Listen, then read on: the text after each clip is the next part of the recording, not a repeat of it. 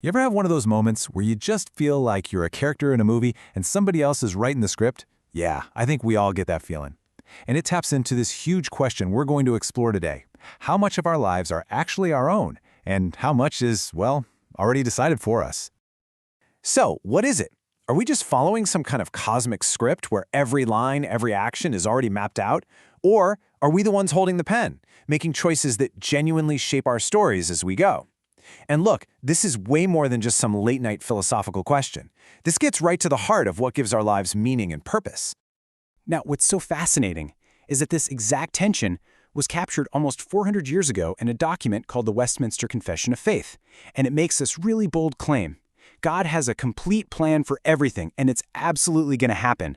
But, and this is the really important part, it also says this doesn't get rid of our freedom. So how can both of those things be true at the same time? It's a puzzle, for sure. To really get what the confession is saying, you got to look at the debate it was a part of. See, some people believed in what's called synergism. Think synergy, like teamwork. The idea that salvation is a joint effort. God does his part, and we have to do our part. But the writers of the confession, they were like, nope, not a chance. They were arguing for monergism. Mono, as in one. It's God's work, and God's work alone.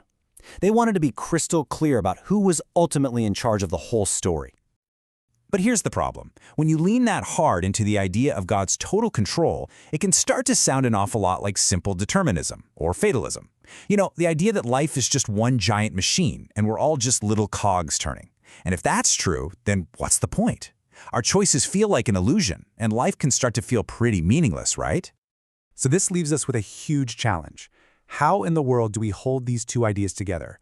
On one hand, you have a God whose plan is absolutely unbreakable, and on the other, you have us, human beings, whose choices feel real and have real consequences. It really seems like a total paradox, a contradiction. And that's exactly the problem we're here to unpack. Luckily for us, we are not the first people to wrestle with this. Theologians have been thinking about this for centuries, and they came up with a concept to try and solve it: compatibilism. It sounds like a big, fancy word, but it's for a simple yet pretty profound idea, that these two things that seem like opposites, God's total control and our real freedom, are actually, well, compatible. They can exist at the same time. But how? Let's get into it. So the first big solution offered is basically a call to change our whole perspective. A lot of theologians said, hey, the problem starts when we think of God like some Greek philosopher, this distant cosmic force that just set things in motion. They said, let's stop doing that and let's go back to how the Bible actually talks about God, as a character in the story who is relational, loving, and deeply, deeply involved. And this quote right here from theologians Baswell and Mike Liori just nails this new perspective. They say God's ultimate power isn't about pulling strings and controlling every little event like a puppet master.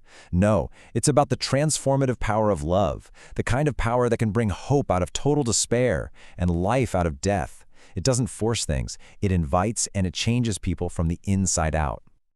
Now, to help us kind of wrap our heads around this relational view, here's a pretty useful acronym: HDMI. The H is for high, meaning God's ultimate purpose is supreme. It's going to happen. The D is for definition. His will isn't random, it's defined by his character of love. M is for multimedia. He's always reaching out in countless ways, inviting us to respond. And the I is for interface. He interacts with us right here, right now, in the present. This is not some distant clockmaker God. This is a God who is active and in relationship with us. Okay, so the Bible gives us this picture of a relational God.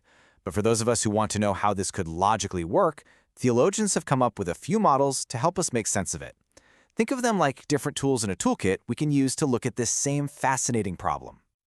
All right, the first model tackles the whole problem of God and time.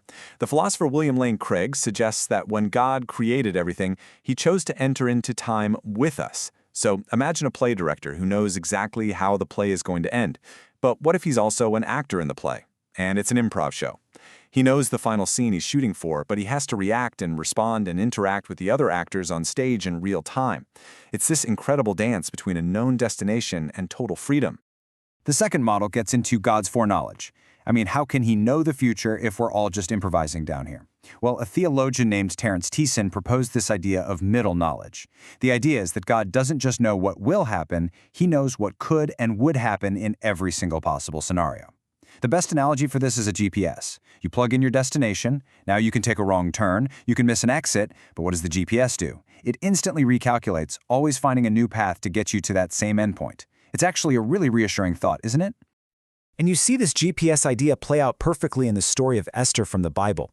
Her uncle tells her, look, if you stay silent, help will come from somewhere else. The destination, saving the people, is a sure thing. That's God's plan.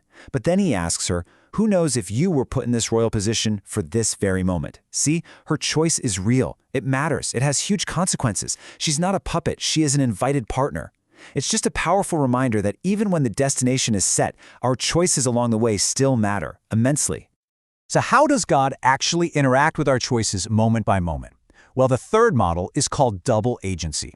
And the key idea here is that it's not like 50% God, 50% us. It's 100% God and 100% us, working together. The analogy is a Tai Chi master. A master doesn't meet your force with more force. Instead, they skillfully use your own energy, your own momentum to guide the outcome. In the same way, God works with and through our real choices, even our mistakes, to bring about His good purpose. Okay, I know. This has been a pretty deep dive into some heavy theology. But this isn't just some abstract puzzle for philosophers. These ideas have huge implications for how we actually live our lives, how we deal with the messiness, the struggles, and all of our questions. So let's bring this all back to you. So let's make this really, really practical. The next time you feel lost, like you've taken a major wrong turn and just completely messed up, remember that GPS. God's plan isn't broken. He's just recalculating the route. When you feel totally unseen or insignificant, remember that director who isn't just watching from the wings, but is right there on stage acting with you in this very moment. And when you feel powerless, remember the Tai Chi master who can take even your smallest, weakest action and weave it into his powerful, loving plan. And really, that brings us to the heart of it all. All these models suggest that God's good purpose is a done deal. He can work through you if you cooperate, like Esther. He can work around you if you decide to sit on the sidelines. He can even work against your resistance. So your choice doesn't determine the end of the story, but it does determine something just as important: what kind of character you're going to be in that story. So which part do you choose to play?